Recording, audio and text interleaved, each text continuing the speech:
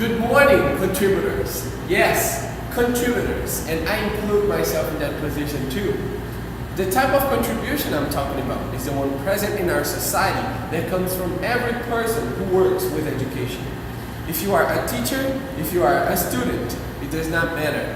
You still have some thoughts or ideals that influence you in who you are today, and this involves education.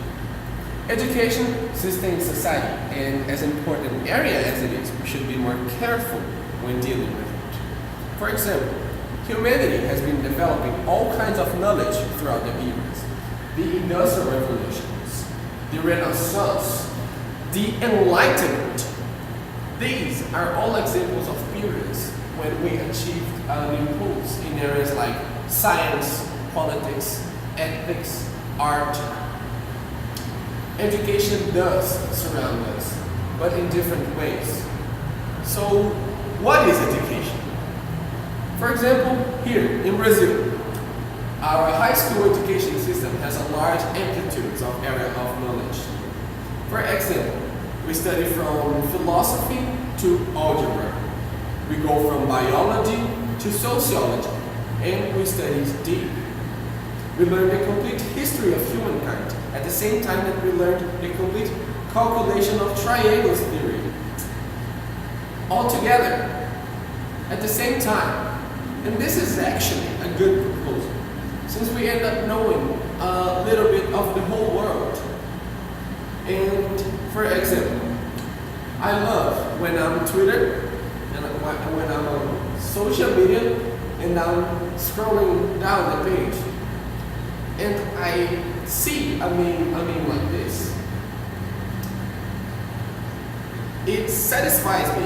It makes me feel good with my own work and study because I can interpret it and relate to what I have learned in school. And this is something that I like, that makes me feel well when I think about it. Moreover, we are able to decide between dozens of subjects what we want to study for the rest of our lives. But this is where the problem rests.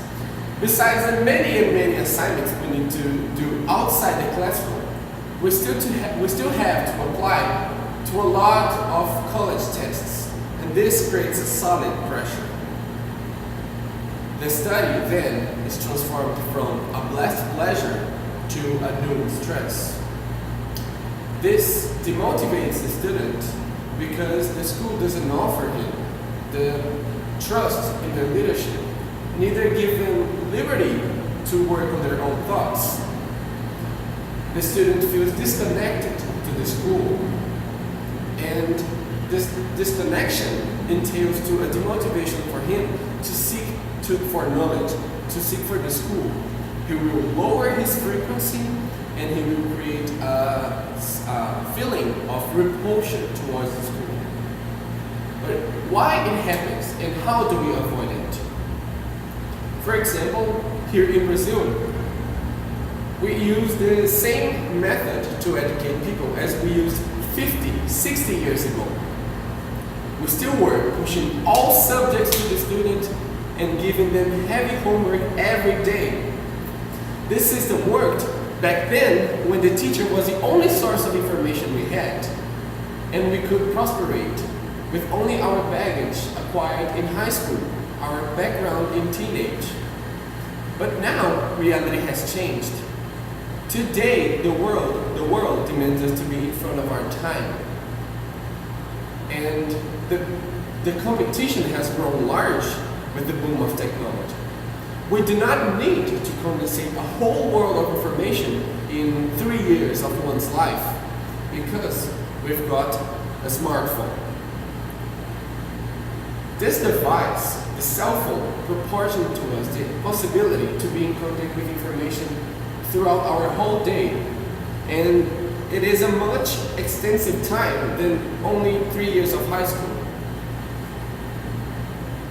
Forcing a student to have his studies life ready at the 3rd year of high school is meaningless because our way of life today changes in a snap of fingers. For instance, could you imagine a person earning tons of money by recording videos to an online platform, YouTube. Well, 10 years ago, this wasn't even imaginable. And we treat education here as a car that we need to fuel only once, and we will drive for the rest of our lives. Which means we study only 3 years of high school plus graduation, and we think we're ready to stop our learning life and only work. This worked back then when an engineer graduated knowing what materials he would use, and these materials wouldn't change their way to use for the next 30 years. But today, our life is adapting faster than ever. Our life today depends on technology, a fast-changing science that if we are not aware of how it is in its more recent phase, we stay behind. Hence, we need to study to be with it throughout as it evolves constantly. But how could we evolve and study this if we think that knowledge is exhausting? We suppress people's will and curiosity when we treat their mental health as a toy. We create individuals that will think low, that will not innovate, that will not seek for different perspectives, that will be accommodated with less. In this line, we're wasting so much potential. There may be kids in high school that may bear solutions for the future, that for problems that we face today. But they don't feel motivated to work on it because they feel disconnected, they feel demotivated because this system that puts pressure on them. If we want to change our world, if we want to change our life, we must trust our students. We must trust our education. We must trust ourselves. The best way for a student to catch this feeling to study, to seek for knowledge, is the school having all subjects available for him to select what he wants to study, and give them the liberty to teach them, to teach it. So he will fix it, spread it, and learn it. Moreover, he will pass it to others that will also awaken his curiosity. Adaptation. That's the key for our big leap. We have adapted our methods to create better technology, and we can create better technology by innovating our current methods. Thank you all for listening.